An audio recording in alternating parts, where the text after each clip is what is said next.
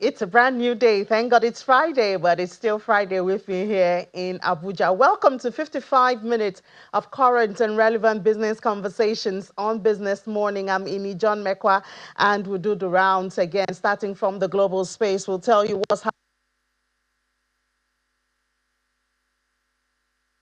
Easing concerns over Middle East supply risks, although prices rose on Friday as the summer driving season ramped up fuel demand in the United States. Looking at the numbers, we see a 0.5% increase is what we see on Brent at $68.07 a barrel. WTI is also up. It's gained 33 cents.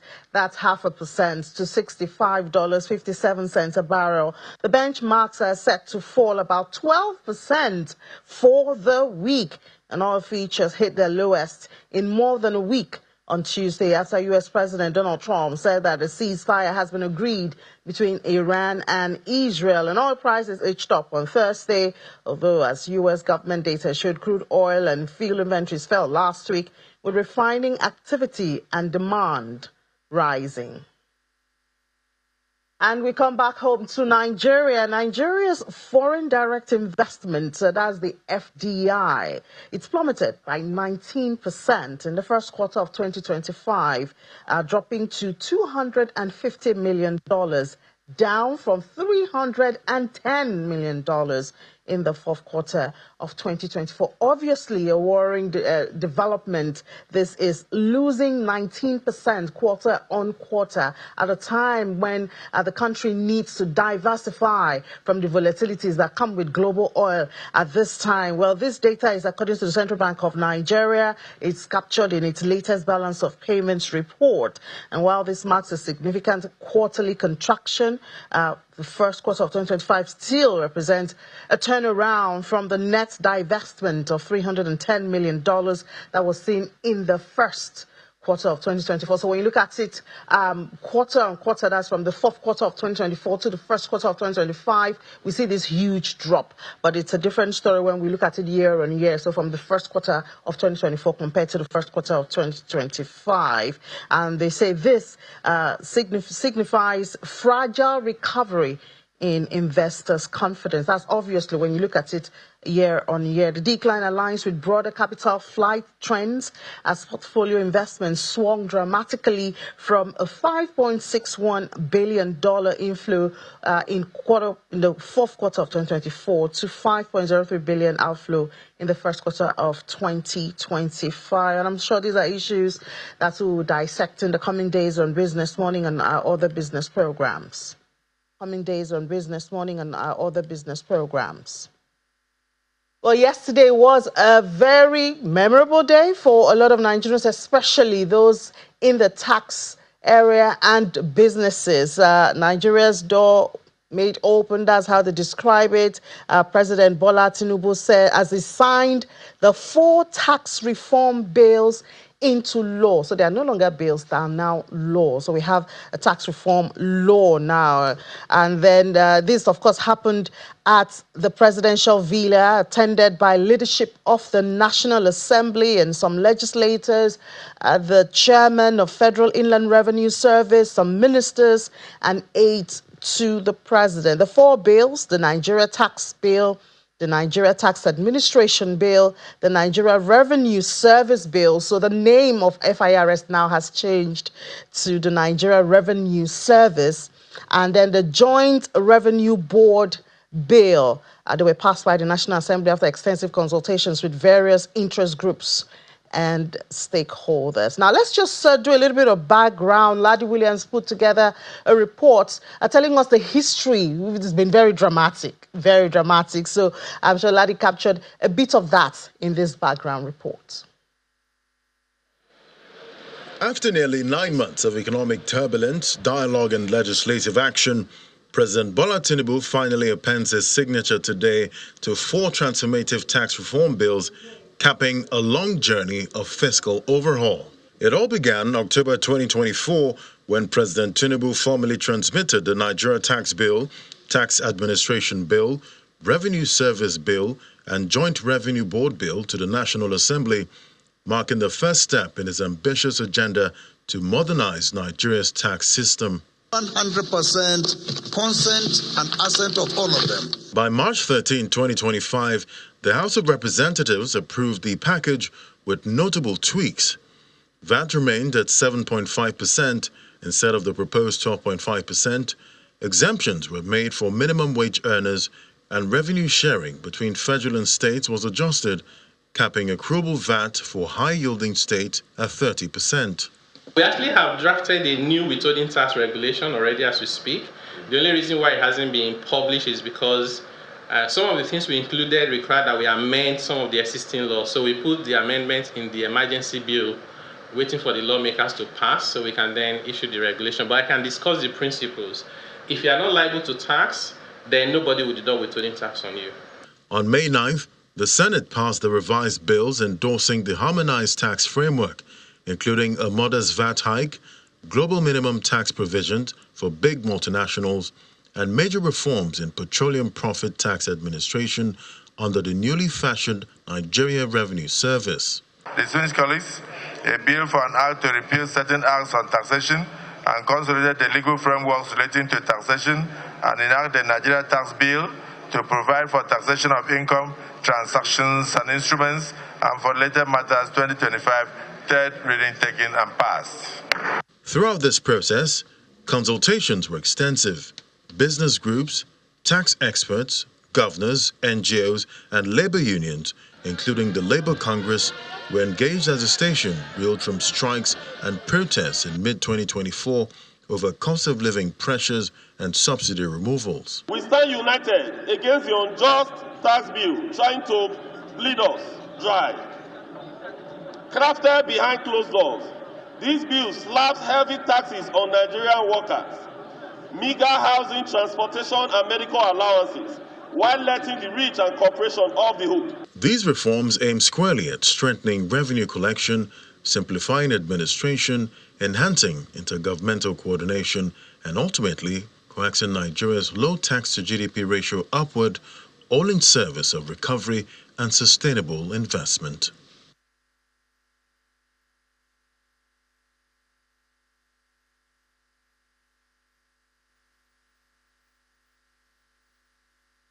Well, obviously a new dawn for Nigeria, and I'm sure, I mean, sister program Sunrise Daily, they really settled on it, seeing it both from the CITN and from SMEDAN. Now, I had a conversation with the director at the FIRS, well, now Nigeria Revenue Service, wait for the official change of name, right? So he talk about some of the reforms, even before now, that have been taking place in the system, the impact of it, and now that this has become law, there's a new law. What can we expect as a country? What can we expect, especially in the real sector? That's the conversation I had with the director of FIRS. Well, I think the starting point is for us to look at the tripod, what we call the tripod of taxation.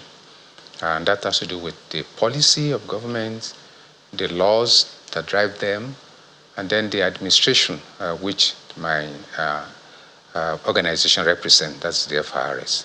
And so in terms of policy, quite a lot have changed, particularly with the new government, which has adopted a pro-business policies, and that definitely rubs on the tax policy itself, which brought the attitude of making compliance a lot easier for taxpayers, which is what has led to issue of reforming the tax base itself.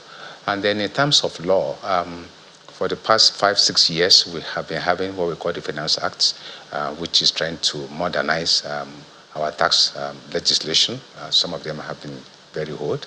And then as to administration itself, we can see a lot of changes because in Africa, we say the way the bird flies, so the hunter aims at it.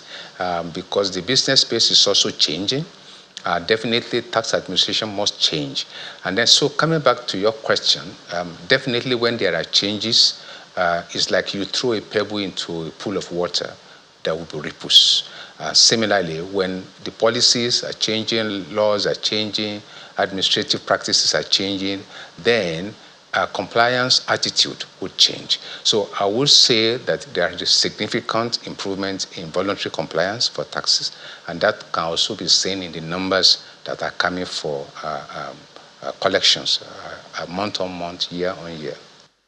And then the informal sector has always been a group of interests when it comes to taxpayers. A lot of perception that Nigeria loses a lot of revenue because we have a large informal sector. Has that changed? Is there a new thing happening in that area? There are two sides to the issue of formality or informality of business. The first part of it has to do with our system of government in Nigeria, where we have the federal system compared to most of our other African countries that practice unitary. So what that means is that we have two major levels of tax administration. We have at the federation level, which Federal Inland Revenue Service represents, and then we have at state level, which the various state internal revenue services represent. So by our constitution and by our laws, individuals pay taxes to their governments. And so most of the businesses we see as informal actually fall not within the purview of the Federal Inland Revenue Service, but that of the states.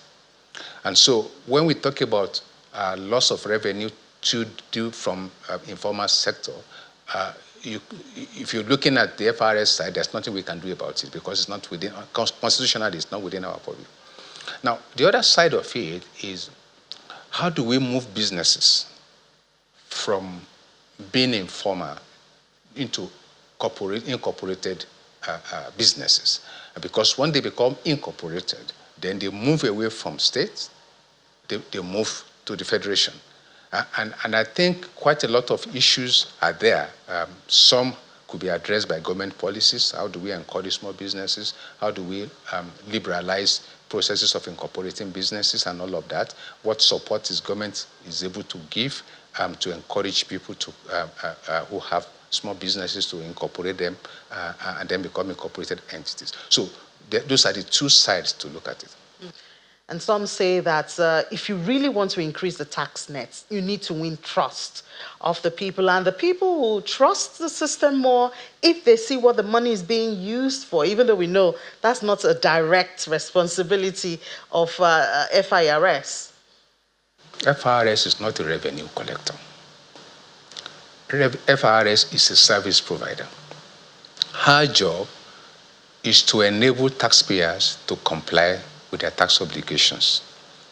But then, coming back to your question about trust, indeed, trust is the soul of everything, tax business particularly.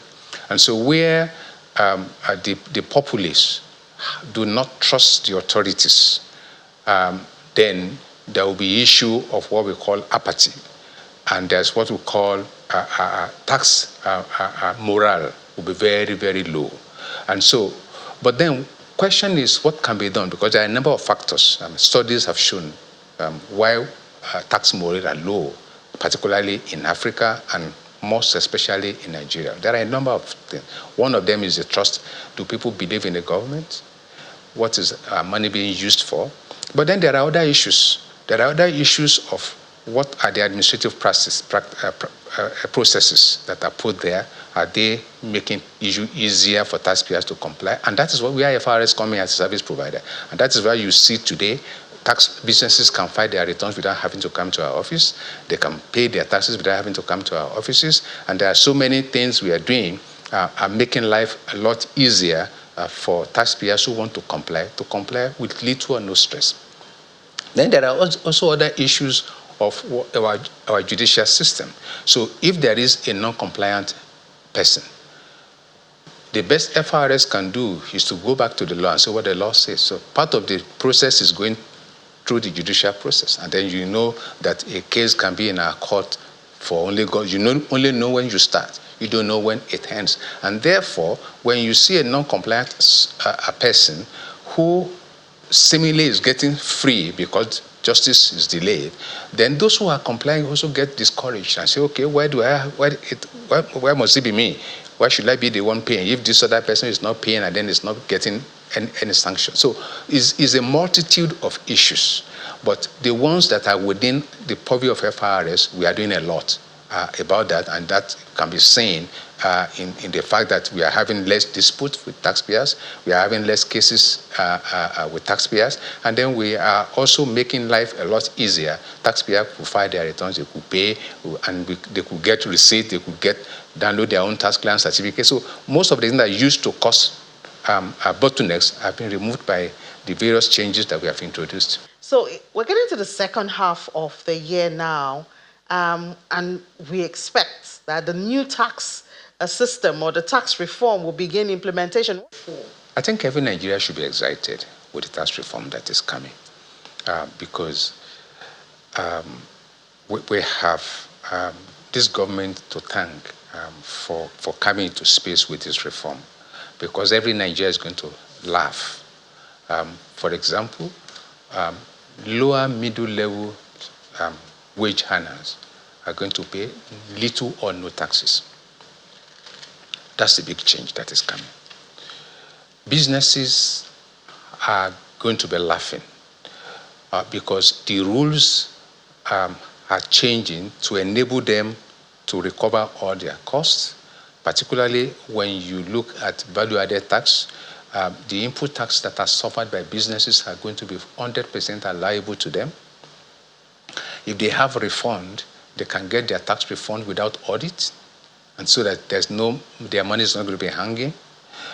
When you look at people who are coming with investment, now there are a lot of incentives that government has put in the reform that are going to attract businesses into Nigeria, and that also means that when there are businesses, there are going to be jobs for our youth. It's going to mean that even our local businesses are going to prosper because the economy is going to be more buoyant. So when you're talking about changes that are coming, it depends on how much time you have, because I can on and on take them, and that's going to. But in summary, what you see is that the tax reforms is going to make the tax base more friendly, particularly to low-income earners.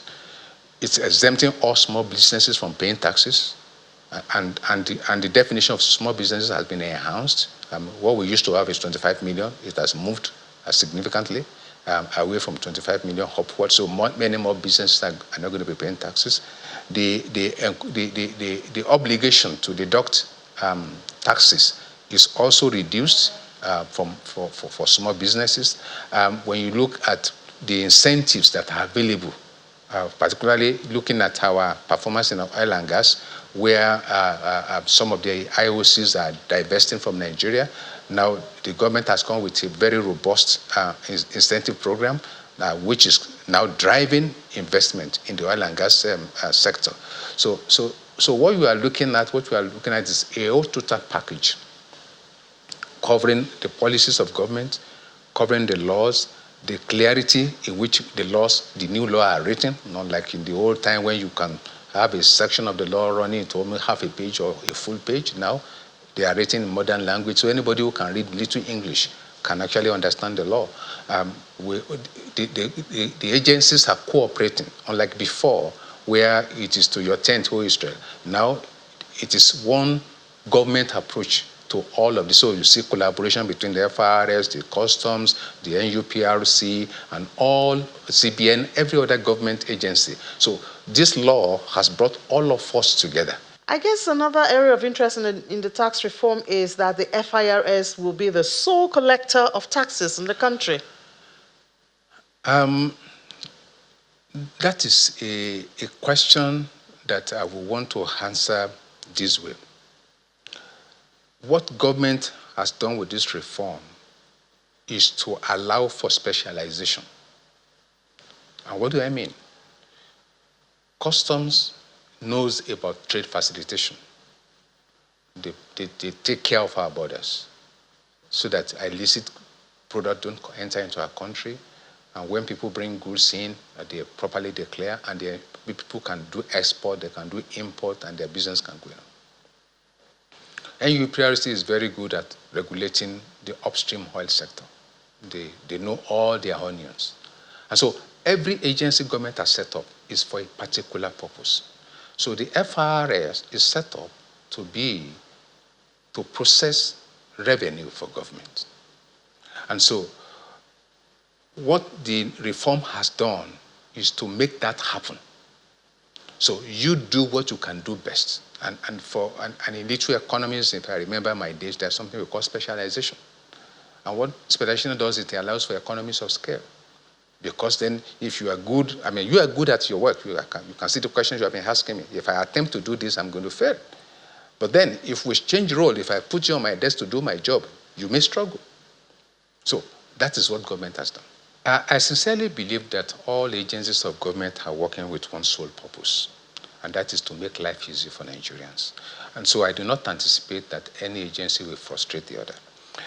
However, the reform that is coming is going to leverage a lot on technology. So there are many things that we can do with ICT that would not require any kind of friction between agencies. So Customs still does its job, still does its assessment, but the government has come with a single window to say, look, as a customer, as a business person, go to that single window. Whatever you want to do, whether with FRS, whether with the customs, whether with whatever, you do it in that one single window. And that's what government has done. So it does not bring any conflict. It does not allow for any entity to frustrate the work of another entity. So I do not anticipate that.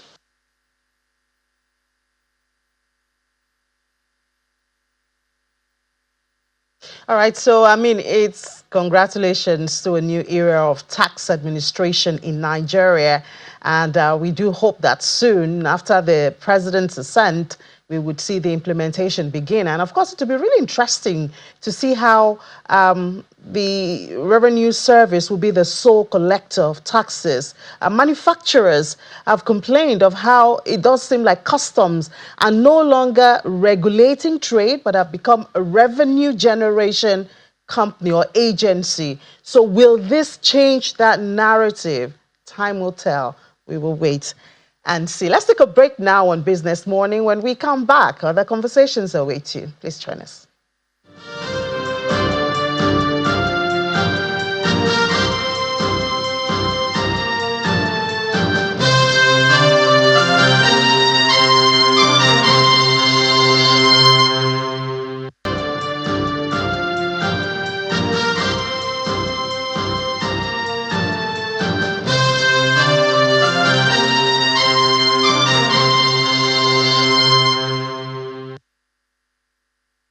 Welcome back. It's still Business Morning right here on Channels Television Now. It was a gathering of vibrant innovators and other dignitaries at Ayetoro community in Shagamu local government area of Ogun State, where Tranos, a leading engineering and manufacturing company, is set to commence the building of its latest facilities, geared towards meeting the increasing need of the company and its products.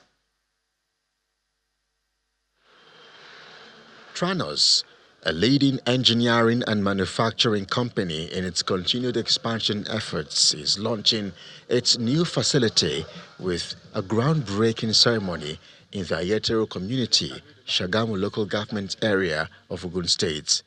The new facility is set to meet international standards and the growing need of bigger spaces and a better working environment for the company and its staff. Now to the high point of the event, the symbolic groundbreaking. The MD of Tranos, Mr. Jude Abalaka, and other stakeholders see this as a welcome development in solving power restrictions across residential, commercial, and industrial consumers. We've acquired this large expanse of land, and what we intend to do with it is to begin to build what we see as a manufacturing complex, a place where we're going to manufacture our products and serve our customers. This is like taking a step forward to be able to do more generally and even add more. Specific to Ogun State, this is a fantastic win for us. to bring another industrial development into the states that will drive commerce. It will employ people. It will create jobs, and at the same time add a specific anchor into the value chain as far as energy delivery to end users is concerned. So we are witnessing another company that would inject about 800 megawatt of PV panels manufactured in the country. The country requires close to over 100,000 PV panels in a year capacity to continue to meet the market demand, create import substitution, and at the same time address the electricity access challenge. Other partners and customers also speak to the impact of this project. For us, it's changing the game. It's backward integrating the solutions into Nigeria, where we now see that we can actually put production in place in the country and very proudly put the production in a state that is enabling like Ogun State. When you look at this now, there's going to be a lot of jobs to be generated around this. There's going to be a lot of utilization of local resources, and that's what makes us happy at the Bank of Industry. Yeah, I congratulate Tranos. We need more of this to happen in our country. I go back to the days where we produced virtually everything we needed here. Tranos, an innovative-driven engineering and manufacturing company with about 7 product categories for 5 key industries, also recently launched Tranos Solar, a durable, high-efficiency solar panel product engineered for Nigeria's unique climate. Please. Also in five-a-side football, even though it's 88, his name means God is victorious. Olusegun, and he's here today, ladies and gentlemen, the former president of the Federal Republic of Nigeria.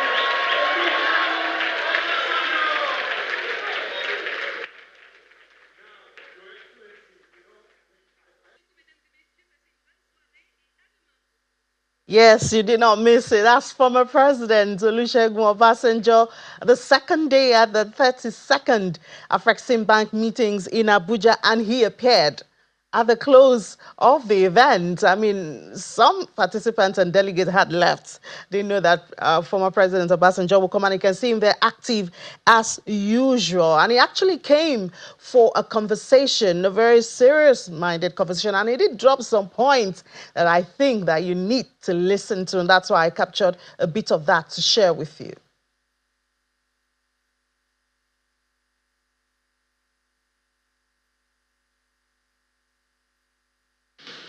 If we are going to take Africa as a continent, there are countries in Africa that must make it collectively for Africa to be able to make it together.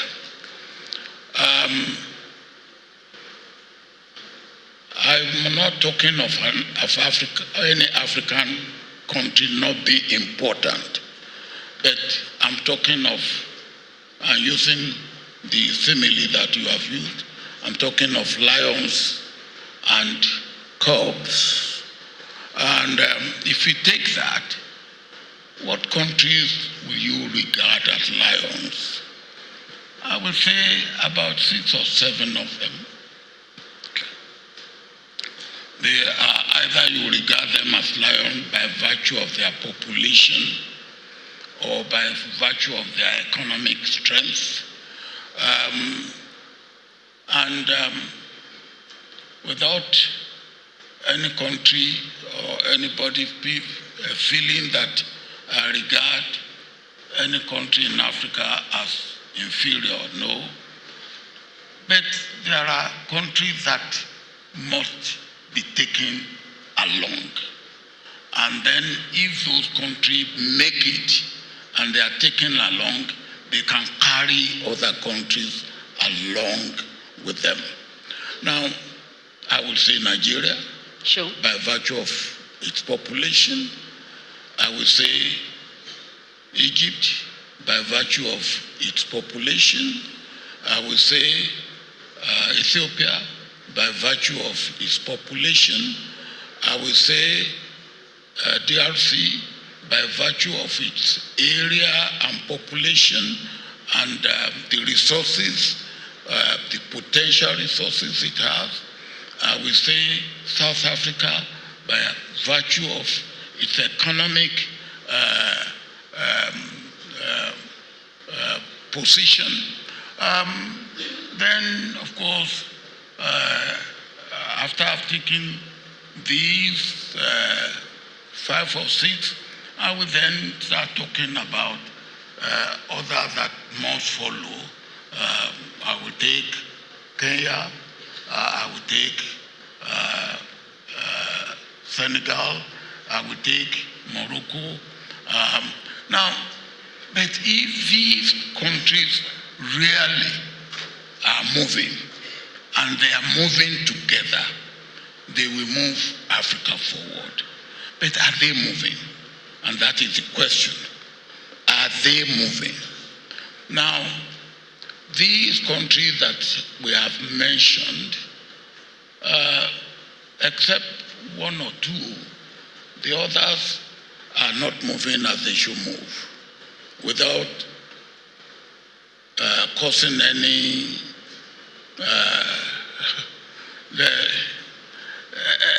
displeasure. Let me start with my own country, Nigeria. Sure. Are you talking about moving economically? If you can just give us a sense of the indicator that you're using to measure the movement, sir. Yeah. Talking of moving economically. Sure. Economically. And of course, you cannot talk of economic without touching on political, because politics is the master of economics. Now, economically, Nigeria is not moving as it should be moving. Over the last 3 or so decades, we have taken 2 steps forward, 1 step aside, and maybe 1 or 2 steps backward. And you can say that for Ethiopia, not where it should be, or not what it should be doing, both politically and economically. You can say that for DRC. I was with the president of DRC last night. Not where it should be. It's not moving how it should be moving, both politically and economically. You can say at least economically South Africa has not been moving as it should move, even though it's probably the leading or one of the leading economies in Africa. Except probably Egypt, economically. We cannot say most of these lions in Africa are moving as they should move. Sure. And then when you also look at them politically, they are not where they should be. Sure. All right. So, in totality, therefore, if these countries are not moving as they should move politically, their economic movement is either retarded or slowed down or, in fact, retrogressed in some cases. Now, that is the situation. The lions are there. They are not moving as they should move. And they have to move as they should move before you get Africa. How do we get these lions to move in a pack, in a collective, to achieve their overall catch? How do we move? What should we do? I believe the beginning is knowledge. Knowledge. of the world do our leaders understand? The world we live in, how does it work? What makes it tick? What do we expect out of it? What can we get out of it? What does the world owe us as Africans? We need to know this. Now, if we have the knowledge, then we will be able to get the right policy at the national level. Well, I will start even at the community level, at the local level, at the national level, at the sub-regional level, and then at the continental level. Then that policy will relate to what the situation of the world that we are in.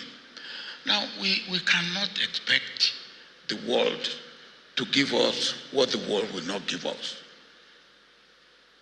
And we have lived too long on aid.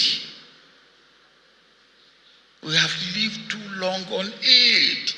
Is aid the way that Africa should be expecting? I don't believe so. Now, if that is the case, what should we substitute for aid? What should we go about? Look at what we do. We run to Japan, TICAD. We run to China, and all the African leaders run to China for how much? China will give us $20 billion. $20 billion, which a country in Africa can produce like that. Now, we must get it right. And we don't seem to get it right. And one of the few things that I believe in the last 20 years or so that we seem to have got right, and I hope we will continue to build on it, is the African Continental Free Trade Agreement. That, I believe, we have got it right. Now, and how many of our leaders even understand basic economics to be able to run the affairs of their country? Look at how we go about borrowing money and wasting money. Waste and corruption, they are strange bedfellows of development. And that is what most of our leaders engage in, waste and corruption. Now, if that is what we engage in, how do we expect our lion to be moving? Is there not a framework that we can develop and successfully implement to stop the corruption that you're talking about systematically, sir?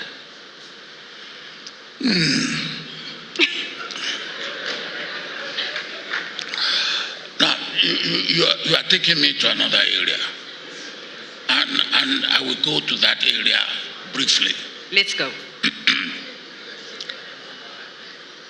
I am saying that Western liberal democracy, which we inherited because from our colonial masters, need to be internalized and interrogated, because even for them it's no longer delivering. And why should we not interrogate it and see what aspect of it should work or should be amended or should be reviewed in our own interest? Shouldn't we look internally and look at our own system in African system, we never talk of opposition. We sit down, we look at everything, we argue, and when we argue, we get consensus, communalism, not opposition and government. And then you go out, and then you work together. And it's not question of government and opposition. It's government of all. Okay. Everybody working together. And then, of course, in our own case, I don't blame the colonial power because they give us what they have. But we take it lock, stock, and barrel. Now, I believe the time has come for us to say, hey, it's not working for us. Even for them, it's not working. Sure. Okay? They are also asking. We should be in the forefront of asking, because you talk about system. What system do we have? And what does our system do? What does our system do? Our system now has been monetized. Our democracy is monocracy, monetocracy, sure.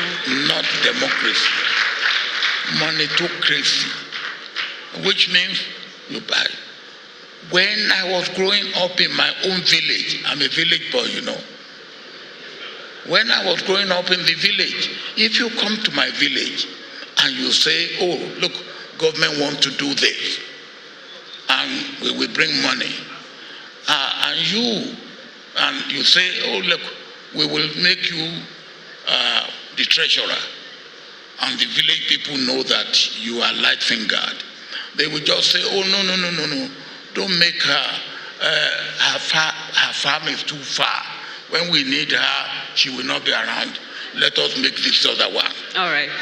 Now, today, if you have money, you will not be, nobody can stop you.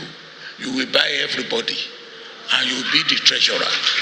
And then you will, and the money that comes in will, of course, go into your pocket. Sure. So it is not democratic socialism, it's democratic society. Put it in your.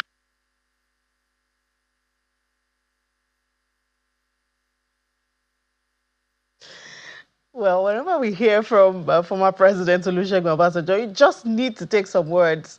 I mean, now we have monetocracy and then democratic jesaku. If you're not Yoruba, you need to find the meaning of that. It was an interesting time yesterday. Another interesting time was, it felt like having President Donald Trump in the room when his former advisor came on stage, Jason Miller. And he told us, well, he spoke to President Trump in the morning just before he came on, and he shared some tips. If you want to be friends or at least survive with President Donald Trump, he shared some tips, and here it is.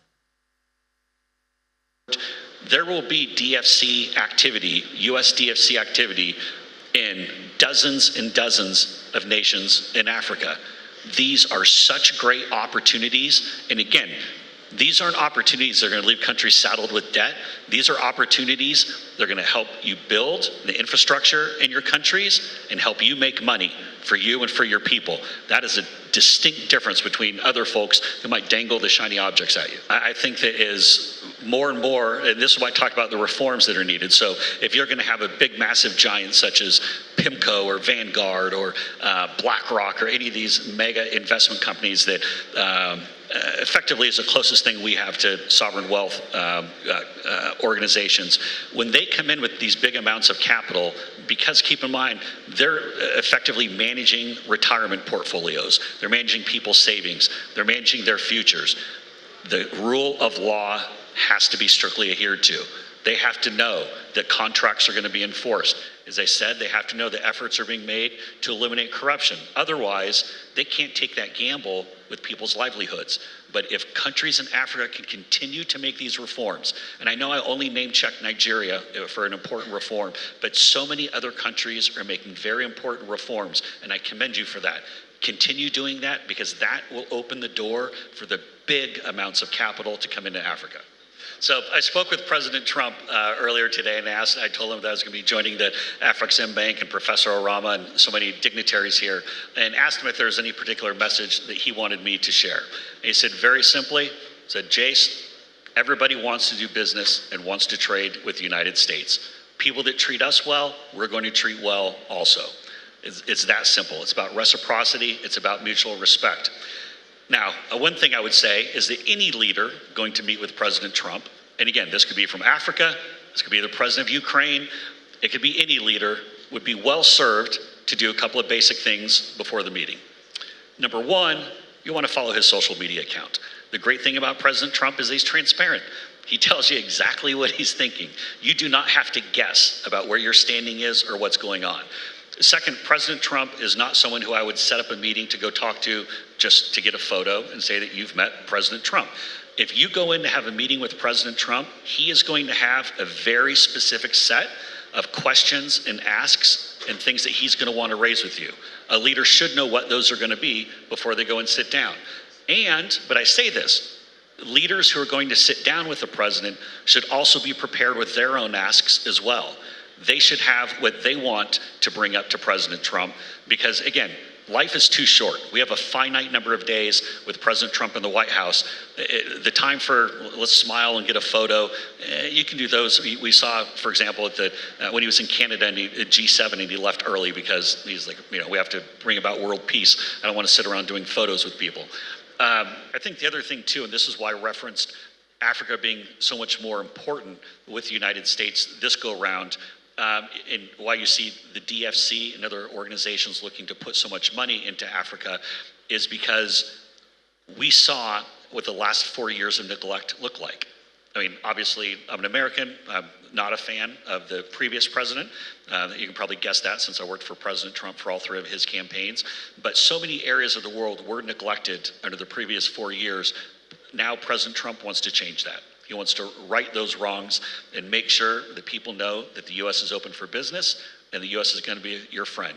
Not with happy talk, but with results. Africa is underrepresented in global forums. And it's not really part of the global power structure.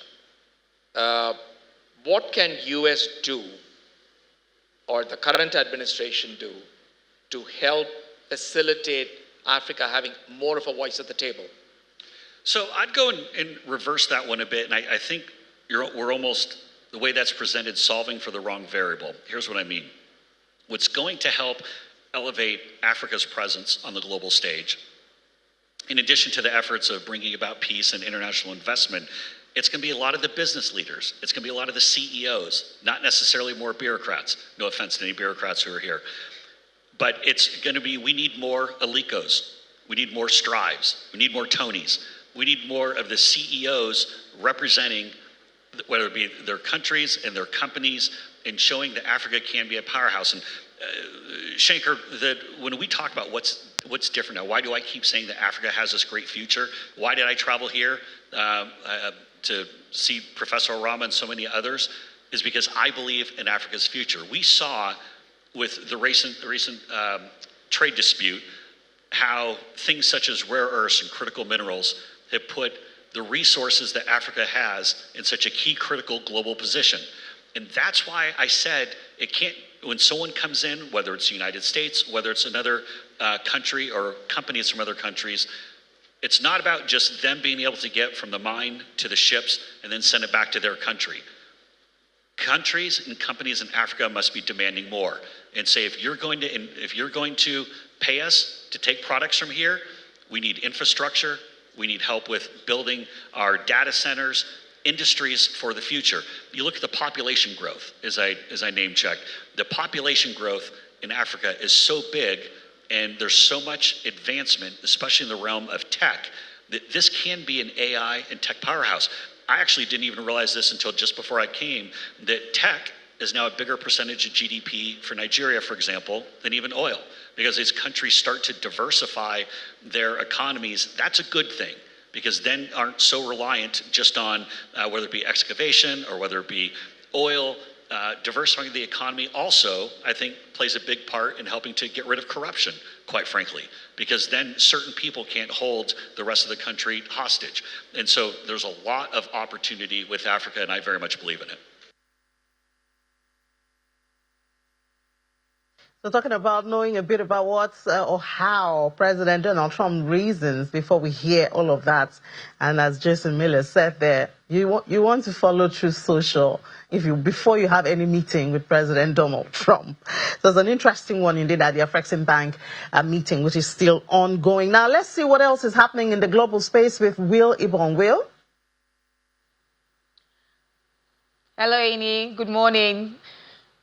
We are speaking of Donald Trump. We see U.S. and China easing some trade restrictions, with China approving select rare earth exports and Washington set to lift certain tech barriers. Now, the move follows talks in London aimed at reviving the Geneva Agreement. President Trump confirmed the deal, which both sides say will stabilize trade relations after months of tariff and visa tensions. Analysts welcome the step, but caution that key details remain unclear, especially over which rare earth exports will be relaxed.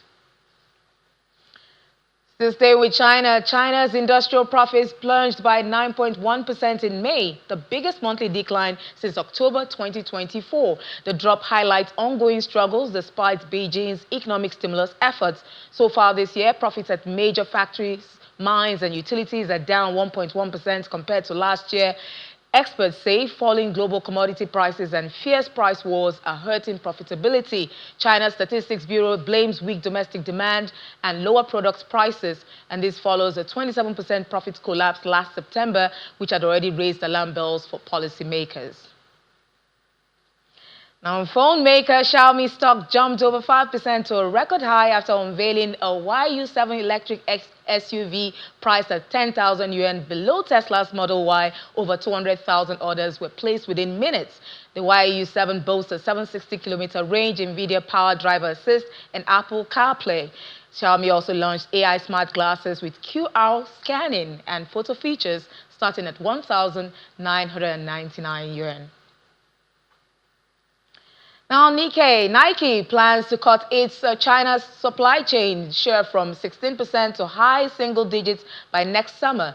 Despite U.S. tariffs, China remains key to its sourcing, says CFO Matt Friend. Now, the company prioritizes stabilizing operations over cutting costs, with a projected 0.75 points hit to gross margins in fiscal 2026, mainly in the first half. In the fourth quarter, ending May the 31st, Nike beat expectations. We see EPS 14 cents versus 13 cents expectations. Revenue was up $11.1 billion versus $10.72 billion, which was expected. And net income, we see that $211 million versus $1.5 billion a year earlier. Now to India. India's rice stockpiles are now at their highest levels in over 20 years, creating a storage dilemma for the world's second largest rice producer. With warehouses nearly full, there are growing concerns about space for the upcoming harvest. Forecasts of above average rainfall have boosted hopes for another bumper crop this year, but that success may come at a cost as the government races to find space to store the surplus. Without adequate facilities, much of the excess rice could end up spoiling in open-air storage, raising concerns over waste and food security. And we go to the UK now, where auto production dropped 32.8% in May to just under 50,000 vehicles, its lowest since 1949, excluding the pandemic. SMMT says the slump reflects model changeovers, restructuring, and U.S. tariffs. Exports to the EU and US, the UK's top markets, fell sharply, hit by President Trump's 25% import tariff. British brands like Jaguar, Land Rover paused shipments in response. Now, a revised US order now lowers that tariff to 10% for the first 100,000 UK-made cars annually, offering hope of recovery as global trade talks progress.